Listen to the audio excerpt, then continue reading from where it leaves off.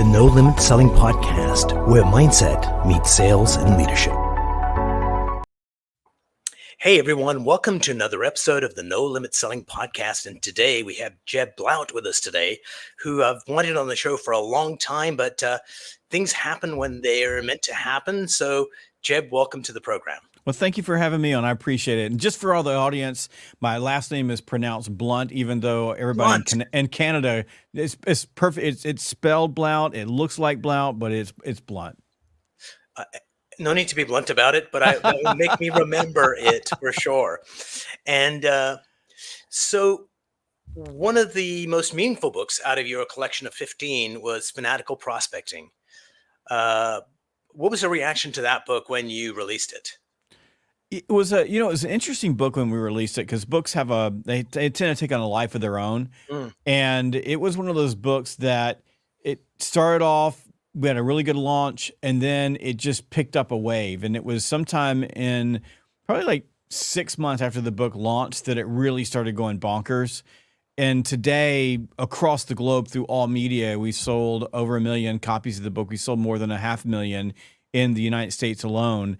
But it was just one of those books that, as people read it, they liked it, they handed it off to other people. And as an author, you get one of those in a lifetime, maybe. Most people don't. I mean, I got crazy lucky to get a book that Mike Weinberg calls it like the Harry Potter of sales books. Right. But it's just one of those books that just catches fire, and it's it's been just an amazing blessing for me.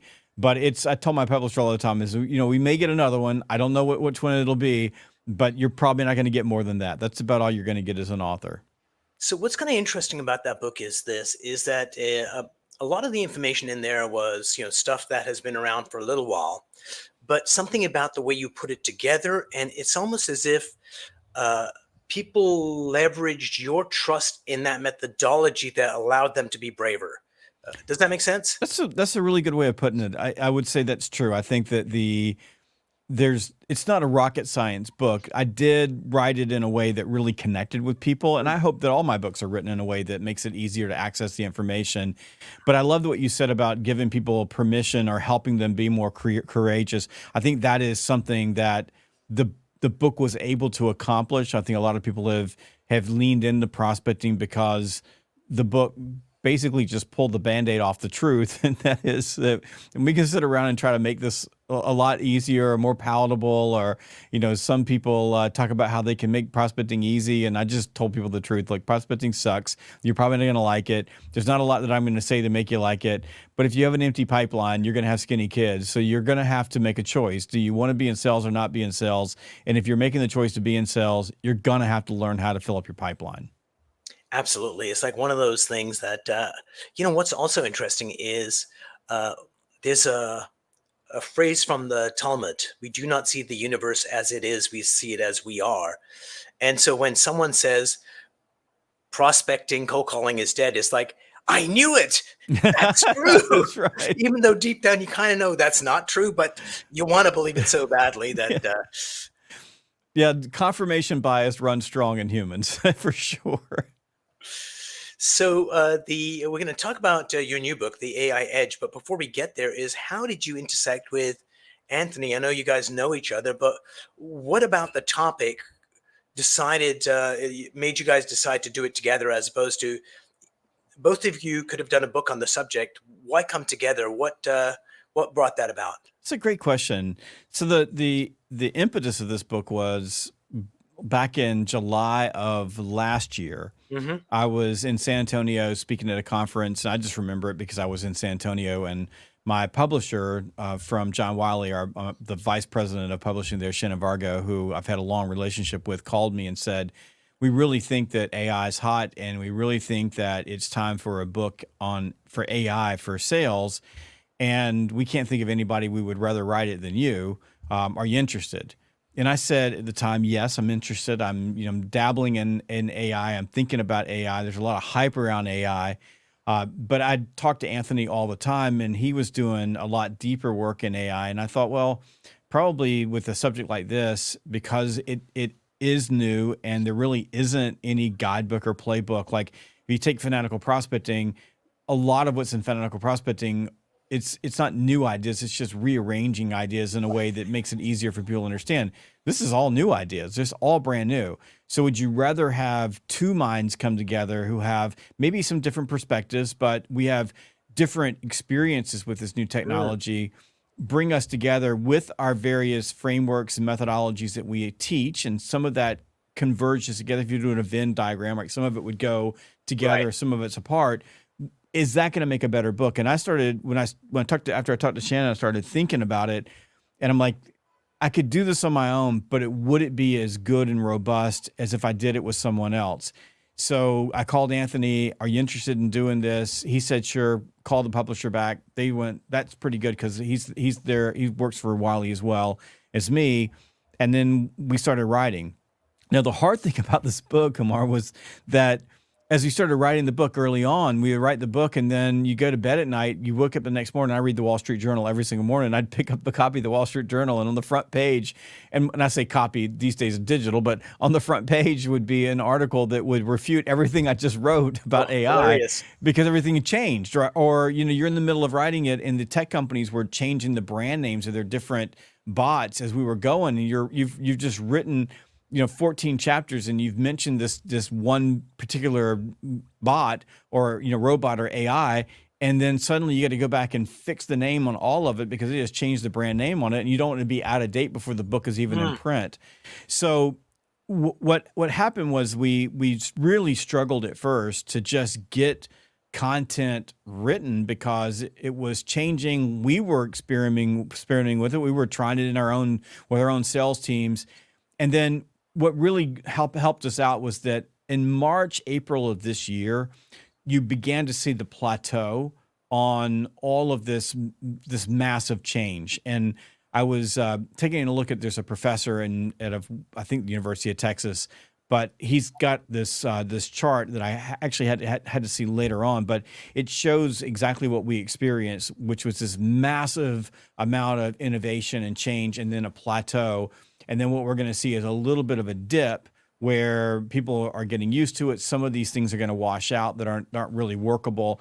And then you're going to see another big explosion of change again. And we just caught that wave. And as soon as we started feeling that plateau, writing got a lot easier, and we were able to collect all this together and create a book that should be relevant for at least the next 18 to 24 months, I would expect, in terms of the tech part. The sales part of this book is going to be relevant from now until robots start buying from robots and humans are no longer necessary, and I don't see that happening anytime soon.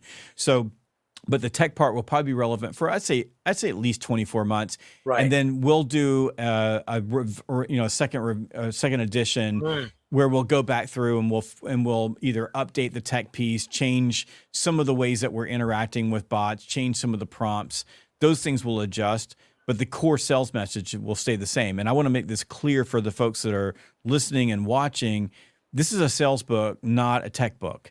It's a sales book, not an AI book. The whole book takes you from prospecting all the way to closing and negotiating, and through the core motions that we have to execute as salespeople in order to be good at our craft, and then shows you how you can integrate AI into those motions in a way that allows you to spend more time on the human side of things, less time on the tech and the administrative side of things. And that's what we hope to do, along with helping salespeople, especially around messaging.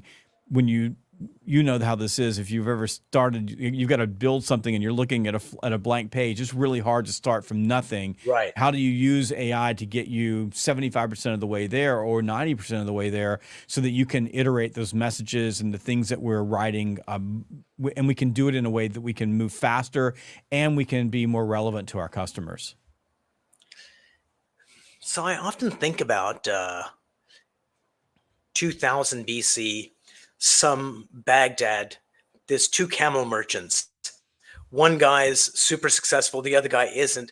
The thought had to occur, what's he doing different than me? And so selling to people and effective sellers have been around for a long time. The earliest sales book that I came across was, I think it was the National Register Company in like the late 1800s, but they had to be like manuscripts from the past. What's the oldest sales book that you've writing that you've come across?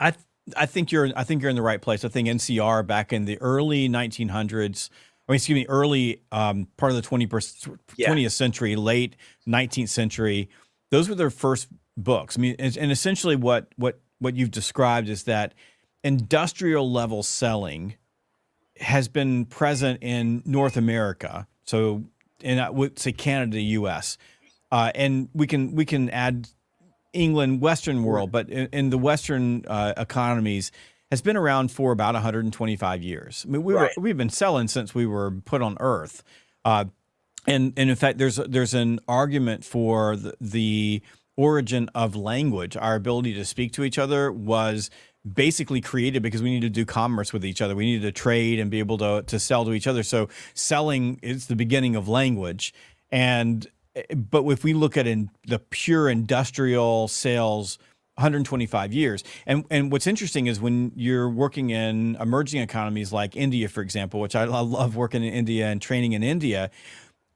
their entire experience with selling in an economy like we have today is 40 years old. I mean, really, you think about it's about like 1980s that they really started selling there in a way, and they started having an economy that operates more like a Western economy. They really are at the very beginning, and it's interesting to engage there. Whereas here in the U.S., we are way down the line. I mean, we're so far ahead of everyone else, and because I work with companies all around the world, you can see this. Right. So with modern selling the way it is, think about everything that we learned, everything that we know, all the essentials and basics. In another way of looking at it would be, think about golf. Golf's been around since, for what, 400 years So now or something, some golf number like that, board, right? yeah.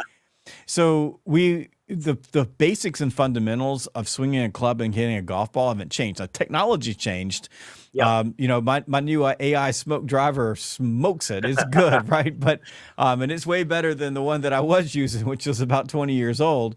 But the mechanics of the swing haven't changed, right? So if we get into take AI, the mechanics of human to human selling have not changed. Building relationships have not changed. The basics and essentials have not changed. However, apply AI to it, and suddenly the salespeople who step into leveraging this technology to give them more time to sell more, if you think about it that way, all of a sudden now we're in a place where that group of salespeople is going to rise to the top. And essentially what I see in my mind is that the salespeople who are able to adopt and integrate AI into their normal sales motions, these are the folks that are going to be at the top of the food chain as we move forward.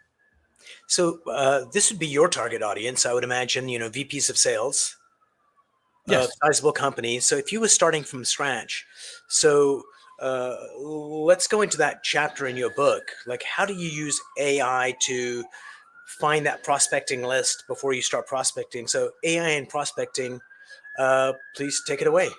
Yeah. So let's go back to what you said before. The first sales book you read was an NCR book from the early 1900s or early part of the 20th century, late 1800s. The fact is that in 125 years ago, we were essentially in the same place we are 125 years later. And that is that we have no idea how to build lists. We suck at it. We're terrible at it. We're terrible at it today. A massive promise for AI is that AI is going to help us build lists. I mean, that is truly the holy grail for AI for sales, is that you come in the morning and AI has been able to take all this disparate information that exists, including intent data and including signals that you get from your own website and things it's picking up off social media and things that are in your CRM, and then looking at what other deals are closing in your company. And you walk in and you've got a list of prospects that have a high propensity to be in a buying window that you can then exploit. That is the holy grail. So if I'm a VP of sales or I'm an executive with a large company, My number one focus should be, how do I leverage AI to build better prospecting lists? Not how do I leverage AI to do prospecting. Mm, That doesn't work. We just experimented with it on email, and the email bots who were supposed to take all the prospecting away and get rid of all the BDRs have essentially killed prospecting. And we may be going down that road when they unleash bots that start calling prospects and acting like human beings. That may be the end of the phone. I have no idea. I mean, we may be going back old school where the only way to prospect is to get on the street and go knock on a door, because robots are relentless. But if I'm a VP of sales, if I'm a CRO, if I'm a company executive, my singular focus right now for my salespeople should be focusing on, how am I able to leverage the tools that are out there available to me? And there are some companies that are doing some amazing things. So one of them is Zoom Info, doing mhm. incredible stuff with their Copilot bot or their AI. We're deploying that in our own company, and it's good. And then we've got companies like SalesLoft, who you can combine their bot, their AI, with a Zoom Info AI, and you can start really starting to dial into your sequences. We still got a long ways to go in getting sequences completely dialed in, so that we are not only focusing on the right targets, but then we've got the right cadence of prospecting touches and the right channels: phone, in person, email, social, all of that together in a way that gets us more pipeline. But if I'm a salesperson, my focus needs to be on, how am I using it for messaging? How am I using it to do research for me and to set me up so that I can go do better pre-call planning, and I can show up in discovery meetings and I'm more prepared. The individual salesperson needs to lean into that right now, and those tools are absolutely available to them. If you're in a really big company, you may have to use your own personal accountants in order to use some of these things, because they may cut you off. Right. But if you're a CRO executive, one focus: figure out how you can get AI to get data out of your systems, get data from the web, get data from Zoom Info, and pile that in so you've got your salespeople pointed exactly at the right targets. That's what we have to focus on. And uh, I don't have anything. I've had the answer for it. I would say I've got the exact answer. Here's the Mm. formula. I'll take $1 billion. Thank you. But I think every company is going to have to do a little bit on their own. And some of the AI that's going to build this for you, this targeting inside of your CRM, it's going to have to be built specifically for you. It may not Right. even be built on a large language model. It might be built on a narrow language model. So it's going to be a micro AI that sits inside your CRM, that takes all this disparate information and pulls it together and builds better lists. And of course, the complexity is going to scale up as the size of your team scales up, or the breadth of your product line, or the number of customers that you have. But you should begin someplace, and the someplace is, find the easiest path to start building lists. So a friend of mine, his name's Conrad Zerini. He runs a Remax office. They've got about 1,000 agents. And one of the things they started doing was saying, okay, we've answered a ton of questions on text, on email over the years. And so they basically created an AI from all of that data, real world answers, and just created their own mini Yeah. language model just to do that. So Yes. uh, the ability to do that is becoming easier and easier for small companies, mid-sized companies to do. Yes. So before we go to the next step, just an observation. There used to be this 50 million user list. Like, how long did it take radio to get to 50 million users? And I think it was Yeah. about 40 years for that to happen. TV was about 15 years, and then the internet, then email, and then of course things like ChatGPT happened like in weeks, as opposed Yeah. to.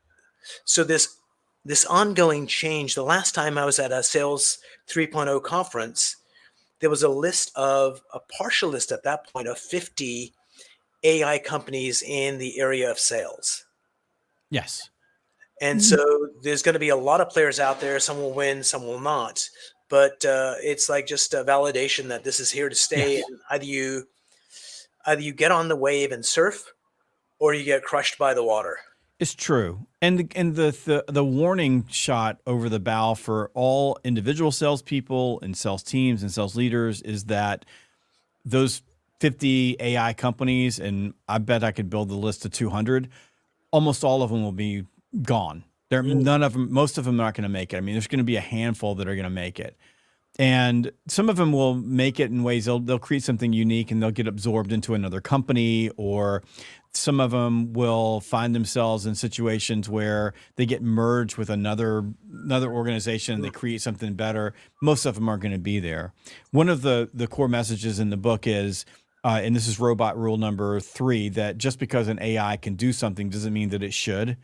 And we have tons of examples of, of gadgets that we've purchased that do really cool things, but we don't use them because it was just easier to do the thing the way we always did it, because the gadget just made too many steps. It looked cool on Instagram, but it's not actually cool. Same thing with AI for sales. There's a lot of things out there that look really cool, but they're not workable. They're not feasible. There's no reason for you to do it. You end up spending more time with your bot than you do with customers and clients and prospects, which is completely the opposite of what we're trying to accomplish. Instead of spending your time with your bot, you should be spending time with people, and your bot should be giving you time to spend with people. So when we think about that rate of change, everybody is making a promise for everything. Number 2 is that this is expensive. So different than, say, when social media came along. Social media was a game changer for salespeople, like LinkedIn, game changer. But it was mostly free. I mean, you just had to get on and work it. Now, companies like LinkedIn started layering in additional costs, and then there were groups, especially on the marketing side, that brought in all of these solutions to help you manage all the complexity of social media. A lot of them still exist. Many of them don't. And those began adding up. Like, they were expensive, but they weren't nearly as expensive as AI. AI is crazy expensive, and for a couple of reasons. One, it's really expensive for people to run AI. They need a lot of servers. They need a lot of energy. And there is, right now there is a lot of doubt in Wall Street whether or not some of these companies are going to be able to take the billions of dollars in investment and then parlay that into actual profits. So the jury's out on that. So here's just another thought before we move forward. Just an interesting data point. Now there's a resurgence of nuclear reactors. Yes. Because the AI farms need electricity. Yes. And so kind of tying and some of these companies are talking about building mini reactors that they own just to run their AI. That's what I'm saying. This is expensive. So when you start layering in AI tools, like you go buy something, I just want to explain this to you. You be prepared for sticker shock. I'm right now spending probably $2,000 a month purely on AI tools. And there's going to be a reckoning at some point soon where we go, okay, we're not spending that much. And we'll cut out 2/3 of that. Like right now we're just experimenting, but it's expensive. So you gotta make sure that you're at least investing in things that are going to give you a return on investment. Absolutely. Before we go into now that we've got this list, what do we do with it, with AI and ourselves? Before we do that, if I was going to do a task myself, at some point it's not working out, I go, crap, this is not working out. I suspect, this is only a hypothesis, that if I've got some AI tools, that I'm going to actually stay with them a lot longer before I'm willing to put up the white flag. Like there's almost, because the doing of the AI is a good distraction from actually doing. Am I reading that right, or am I just imagining things? No, I don't. I think it's going to be different for each individual. I truly do believe it's going to be economic. I mean, we also, there's always the sunk cost fallacy where someone will stick with something that's maybe not helping them. There's certainly the distraction of AI. So I'm doing this versus doing prospecting, which is, easy to pull off. But I do think it's going to be economic. I really believe that with AI tools, you have to be really intentional about what you're adopting and bringing on, because to get the most out of them, you got to spend money. Right now, things like Perplexity and Gemini and Copilot and Microsoft, they have a free version that you can use. And Claude, Anthropic's AI, they've got a free version you can use. But they're like the few. Most of the AI tools that are plugged into these large language models, they're charging. There's not a lot of freebies there. So you just got to figure out what are the things that you do, what are the tasks that you do in your day that AI can help you do better. Um, when it comes to large companies, my belief is that AI is going to end up living in the CRM, or it is going to Mm, be, it is going to become the CRM in some form or fashion. That's going to be the center of the universe. And what large company sales reps are going to find is that many of these tools are going to just be built into whatever they're using right now. So the same thing what we talk about in here is, for example, teaching your AI to work with you in a mm, way that is meaningful. That's going to happen. It's just not going to happen outside of your company toolbox or your company dashboard.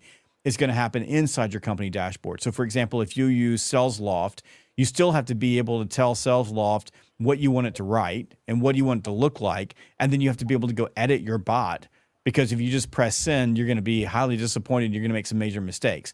That's not going to change based on whether or not you're using a particular tool inside or outside of your company. If you're in a smaller, medium-sized company and you're a rep, you're going to be much more wild, wild west, where you're going to have a lot more options to test and play with things. Like my salespeople and my team, they're all playing with all kinds of things, and we're using the collective knowledge that we're getting from the team in order to formulate where we want to move forward as an organization in adopting and investing in AI as a company. But for the individual salesperson, if you're in a small or medium-sized company, you're in a place where you really do need to be leaning in and experimenting and not be afraid of it. So now that we've got a targeted list done, how does the salesperson and the AI play together to actually get those conversations we need, to get the meetings we need? Say that one more time now. Oh, so now that we've used AI to help us get like the super targeted list.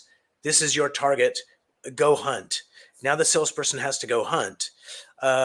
Traditional way is to pick up the phone and dial, but with AI, You should pick what up the fucking augmentation? phone and dial. There you go. Okay, I'm going to Yeah. say it straight up. AI is not going to do that for you. This is the problem, Umar.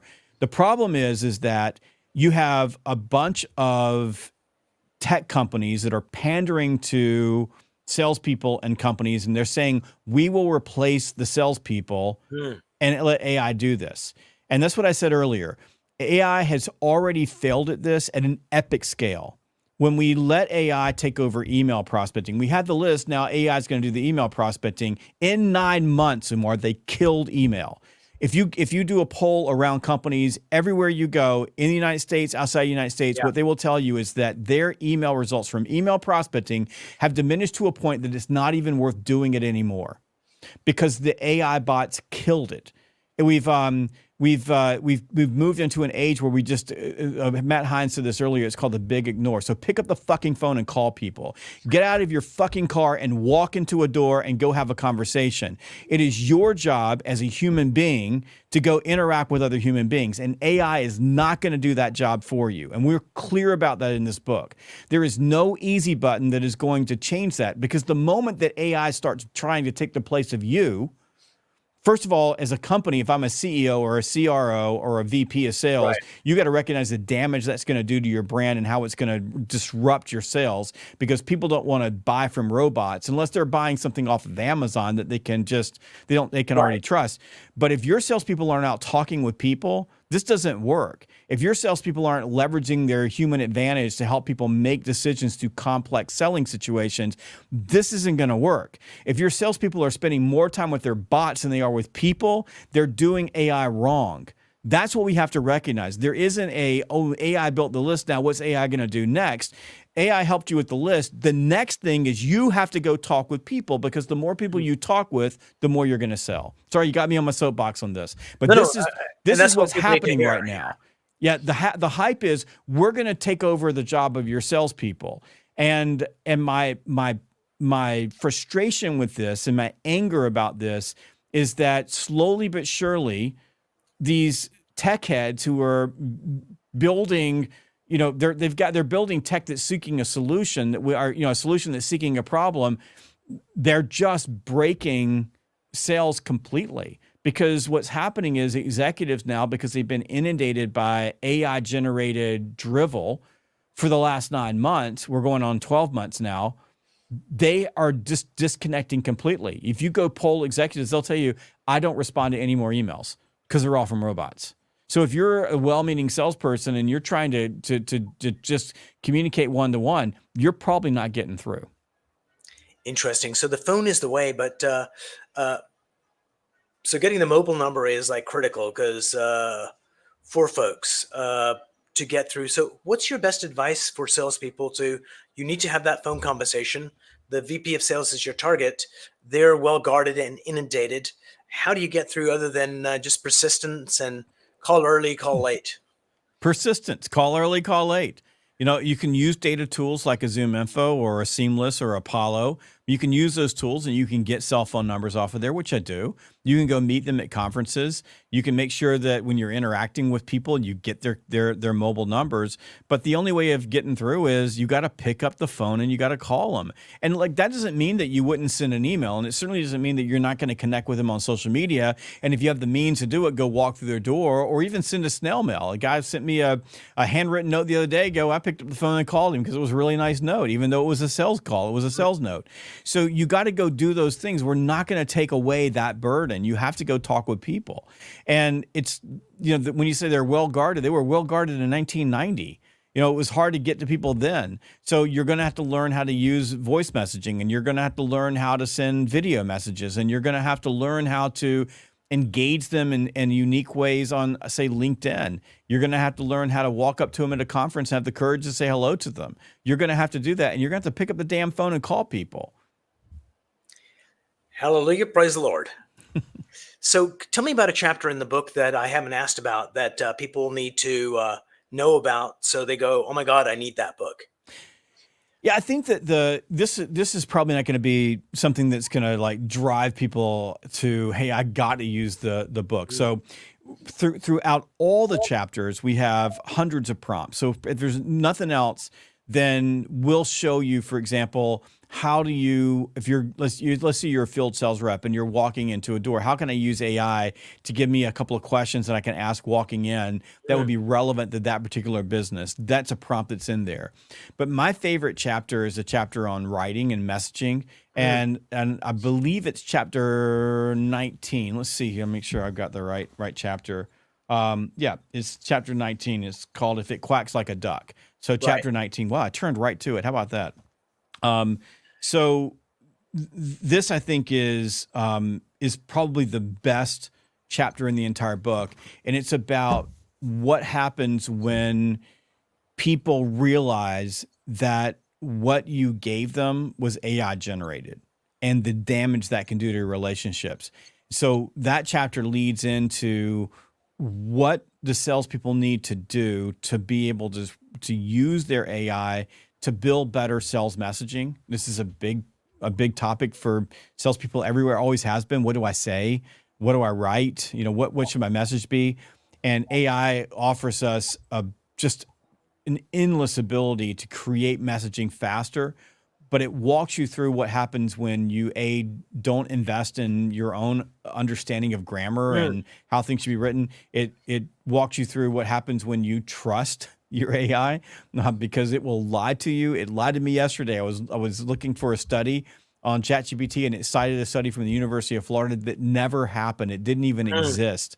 And so always trust and verify. And it tells a true story of a tech executive who realized that the information that someone was giving him was completely generated from ChatGPT, and what happened to that relationship the moment that they realized that. Because at the end of the day, we're selling to people, and people want to know that you're investing in them, that you're putting effort into it, and that you care enough to have work to get their business. And when they know that you haven't, that becomes a real problem. So chapter 19 sets off my favorite chapter in the entire book. And I think that group of chapters around building better messaging and using AI to help you connect with your prospects through the written word and the spoken word, how crucial it is that you learn how to interact with your bot in a way that makes that powerful and not awkward and cheesy.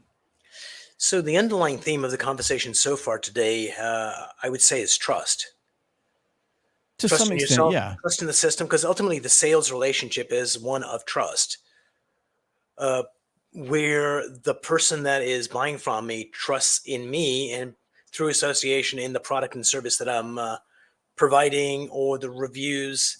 Yeah. So as we move in this faster and faster world, uh, a, a lot of people would say younger generations are more comfortable with texting and that face to face. So is how is trust changing? Trust is essential, but the mechanisms are changing and the speed is changing. How do we maintain that? Like, what are your thoughts on that? Well, I think you got to. I mean, there's a massive problem with trust. If you look at, if you just take the data on this, we go back into the 1960s. Most people said most people could be trusted. If we ask the same group of people today, just in general, so across all generations, less than 40% of people say that most people can be trusted. So we've had a massive what do you Erosion? call it? Just depreciation of Mm. of trust. And your younger generation, so you take millennials and Gen Zs, that trust factor is even lower. So now you move into the world of AI, and there was a beautiful article about this a few months back in the Wall Street Journal around how once people realize that they're dealing with a bot, it corrupts all of their relationships with a company or with an individual. That I think is super important because as a human being, if we believe that we're dealing with a human being and we find out that we're dealing with a bot, that feels like manipulation. If I know I'm dealing with a bot, that's cool. And I know when I'm dealing with a Mm. bot, sometimes it comes up and it says, "Hey, I'm a robot." And that's fine. Generally an awful experience because the robot runs in circles because it can't Mm. really perceive and answer good questions. But if you tell me I'm speaking to a person and I find out it's a robot, whoo, that's bad. And the same thing will happen when you're running call centers and you've got people calling in and your robot is answering questions. If the robot doesn't reveal itself to be a robot, and then we later on find that I'm talking to a robot, that can blow the trust you have with the organization. So the biggest issue with trust right now is that once I see that something comes from a robot, what I do at that point is then I discount the validity of all things that way. So if there's an image that I'm looking at and I later find out that that image was AI generated, then every image I look at from there on, I distrust because I don't know whether it was real or was AI generated. So the validity of that particular image begins to diminish in my view. So, and that was what the Wall Street Journal article is about, how that's how the human brain works. This is why we've killed email because, and I'll give you just a brilliant example of this. Last week, Mm. I got an email. It was a prospecting email, but it had an interesting subject line. So I opened it. The moment I opened it and started reading the message, I knew that it was written by a robot. So the subject line got me. The message itself was clearly written by a robot because robots leave really telling patterns when they write things. And this one was a blatant pattern that I could tell. So immediately I just deleted it and blocked it. And in today's world, when I feel like I'm being manipulated by a robot, in the old days, it was a salesperson and I just thought it was a dumb message, I would just delete it. In the new days, I'd block whatever the URL it Interesting. is. I block it completely because I don't want to get any messages by robots. Okay, but here's what's interesting. So I closed the email up, deleted, blocked it, and I went back to what I was doing. It wasn't 20 minutes later, I came back to my computer. I had 6 more prospecting emails from 6 different salespeople. We don't even know if they exist Mm. because we've also noticed that we're getting emails from salespeople who aren't real people. They're just names. And this was what was really bad. They were from 6 different companies, all with the exact same subject line. So what had happened? AI said, "Oh, we sent an email to Jeb. He opened this email up based on this subject line. Therefore, we should do more of that." But Right. you get 6 different emails from 6 different reps from And 6 I could different tell, companies. yes, With things going on. you know exactly what happened. So what happened to all of those folks? Every one of them got deleted and blocked. So now none of those companies have the ability to interact with me via email because they have been completely blocked as a top line URL from getting to me. The only way to get to me is they have to change their URL to come back in, and I'd probably block them again if I noticed that a robot wrote it.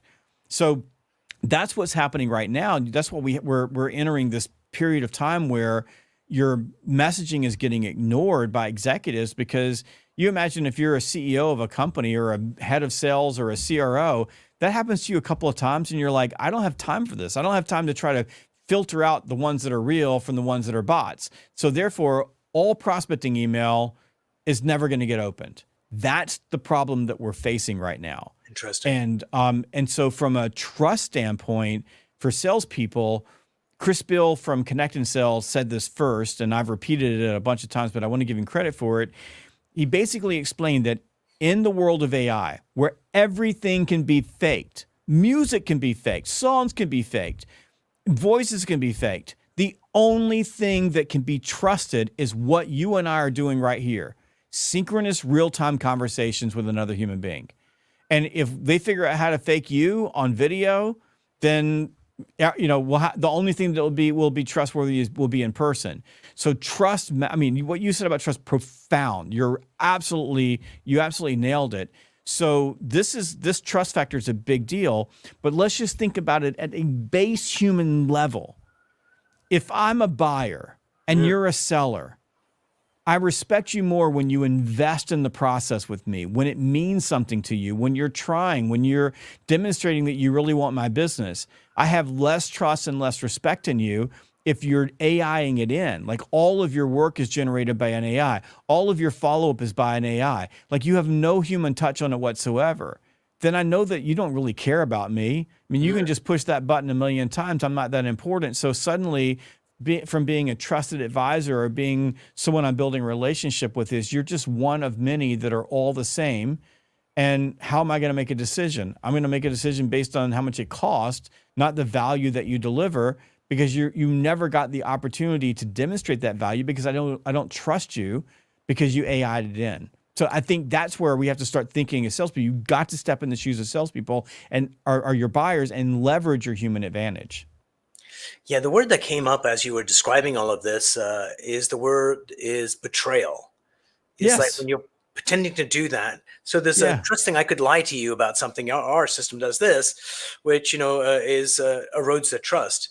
But if it's like I'm totally faking you out and making a fool of you, quote unquote, Yes. that may not be my intention. But if you feel that betrayal lasts a lot longer than It is. So I love that you use that word. That to me is what it is. It's betrayal. It's feeling manipulated. If it's an existing customer, it can feel like you're being taken for granted. Like yeah. the company's making no investment to keep you as a customer, and we just have to recognize that that's how we are as human beings. And honestly, it doesn't make a difference if you are a 23-year-old Gen Z or a 65-year-old Gen X. It doesn't matter. We're still human beings. Our brains work the same.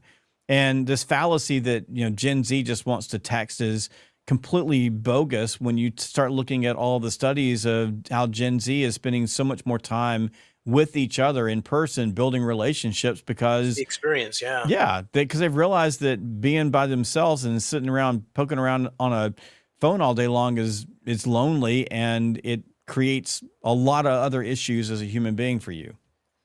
So this was like I think about a year and a half ago, I was interviewing a professor from Northwest University, I think. He's got a bachelor's program in sales. And as we're doing the podcast, he goes something like, this year's students are, and my mind went lazy, shy, but that's not what he said. He said that the most boldest driven people I've had in Hmm. a very, very long time. And I'm like, whoa, whoa, whoa, whoa, whoa. Hold on for a minute. What are you talking about? And so what he was saying was this, is that when they were 7 or 8 years old, those pivotal years when you go from like child to you Hmm. start looking at the world critically, was when the financial crisis was happening in '07, '08, and their parents were losing their jobs, losing their homes. There was insecurity around food. And he says all those kids grew up with a recession, depression mentality. Hmm. And that just made them like, it's up to me. I'm going to do it. I'm driven. And I thought, isn't that really interesting how those formative years, if you are coddled, you turn out a certain way, if it's tougher. And the next thought was very much, I wonder what would happen for the kids that were 7 or 8 during the pandemic. Because before the pandemic, if you asked any American, what's the most important thing? Family, then work, then this. But the reality was work was the most important. And the other stuff was like secondary, except for the pandemic. All the meals were spent together. There was like this rich period. I wonder how that's Yeah. going to change that generation on how they think of family compared to other generations, because it would have been this like really formative time together. It's a fascinating thought. It is. I think that the this crop of Gen Zs that are coming up more match how my generation came up in terms of self responsibility and Mm, drive, probably than any generation I've seen in between. I would echo that. I think that's there. I think the millennials grew up more coddled. mm, I think Gen Zs have come up and they've got a lot more. I think they just have a lot more overall drive. I'm not. This is not taken away from millennials. This is generalization, but I would agree with that. But I do think it's fascinating that I didn't realize that you think about when they came up in the financial crisis, because we came up in the middle of the inflationary 1970s energy oh crisis, yeah, laying upset the gas pumps. Yeah. massive political turmoil, Vietnam, like all of that was happening during my formative years. That 7, 8, 9, 10 years old, that was all then, and you kind of came out of that thinking, you gotta make this on your own, or you're not gonna make it. So. And then of course, you have the World War II generation, so they all came up at a very similar time. So it's it's hard to know, and it's hard to know where we're going to end up in AI. And it could be that everything that we're talking about could just be moot, because it just gets normal for human beings to just talk with robots. And Ulysses over here, he's my producer. He named ChatGPT Hal today. They had a really good conversation, and ChatGPT said he would be Hal if he wanted him to be Hal. And they're joking to each other and telling each other. I mean, I'm like, that's his friend now. So Ulysses doesn't need people. He's got Hal. Who So knows? I mean, we may be in that situation. I think so. I think it's going to be really interesting what is a human, and going to be like really interesting questions to consider. But before we run out of time, very much, Jeb, you meet a lot of people, you're training a lot of people, you work with a lot of companies. Tell me of a recent time where you had an epiphany where somebody's doing something that either gave you a new idea, or a new viewpoint of something you already knew, and you went, uh-huh. Like, do you have one of those things that came up where you just got this epiphany? I get epiphanies all the time. Is typically because I work with sales teams that have Mm, different sales motions. And I would say the most recent one was, there are a class of salespeople who their entire prospecting motion is long-term nurturing and anticipating future buying windows. So typically salespeople with a much smaller prospecting base, or a potential client base, and how they do that really matters. So that process of covering those accounts and building those relationships and doing it in a meaningful way, without overdoing it, but setting themselves up when a buying window opens, that they're in the driver's seat. As I'm working on a playbook for a particular client in that space, that was a massive eye opener for me, that those many salespeople get super transactional in those relationship driven businesses, because there's not action immediately. And so how do they build those long-term cadences? So I'm pulling that perspective into a new book that I'm writing called Fanatical Prospecting Sequences, and mm. leveraging it for that group of salespeople. And it was just an aha moment for me as I was trying to help an organization fix some issues with their go-to-market strategy and selling. And I think the big part was, what are the signals that a buying window is opening, and how are we getting ourselves in position to win long before that happens? Oh, brilliant. So the last question for you is this. When you look at sales teams, oftentimes there's individual sales people, and sometimes, or how often do you come across where it's like, Jane, if she could just be more decisive, it would be a game changer. Or if Brent could be more diplomatic, or uh, that psychological piece where they know the sales process, they're doing really well, but they could step into greatness if they could overcome some kind of hurdle. Does that happen a lot, or do you see that quite often where you can diagnose really easily, but it's a psychological thing as opposed to a process Every thing? day, everywhere, everyone. So every salesperson is going to be a little bit different. And selling is a skill position. So it's no different than elite athletics to Mm, me. And I can give you the mechanics of here's what you do. You got a prospect put in the pipeline. You've got to qualify. You've got to go do deep discovery. You've got to build a business case that is compelling. You've got to present the business case in a way that's compelling. You have to ask for the business. At some level. You have to deal with objections. You have to negotiate. You have to deliver. Like you can look at it that way. And in each one of those stages, there's basics and fundamentals. But every single day, as we're training salespeople and we're teaching salespeople, those salespeople walk out of training and they're all performing at a different level coming mm, out of training. If you could just teach people and it would work, and they were all getting the same thing, it would be fine. But the fact is that you have to coach in between. I mean, this is the whole purpose of having sales leaders, is that you're going to have a salesperson, and if they were just to do this thing, they would get a breakthrough. Or if this salesperson did this thing, they would mm. get the breakthrough. That's why we do coaching, is because it's not the mechanics that are so important. It is the mindset, right? It's what's in between their Right, ears. It's in a particular situation, they get a little bit, how would you say it? They get a little bit insecure. And right. in fact, I had a conversation with one of my salespeople this morning that in July was just opening up these conversations with warm leads, not hot, warm, but he was getting these things opened up and he was nailing down appointments, and then that stopped. So I went back and listened to calls, and back then he would just keep working and get him in a conversation, and it would end up with him saying, okay, well, I want some more. And then lately he's just been giving up. Like they say, I'm not interested. He just goes, okay. And he goes away. And then we noticed that at the top of the call, he was saying things that sounded insecure. Right. Well, okay, so something happened between the ears here that changed something that he's really talented at doing. That's what I said this morning. I said, you have a unique talent at being able to get people who are not really interested in engage in a conversation and create interest, so we can at least move into a discovery step with them. Somehow that stopped. And it just sounds like there's a little bit of insecurity. Why would that happen? Got a couple of losses, things didn't go his way, and so you start reverting to Safer another. territory. Yeah, Yep. exactly right. So I used golf as an analogy earlier, using a golf club, but same thing. Like, I know the mechanics of hitting a golf ball. I know it. I can watch people hit golf balls and go, okay, I can see what you're doing.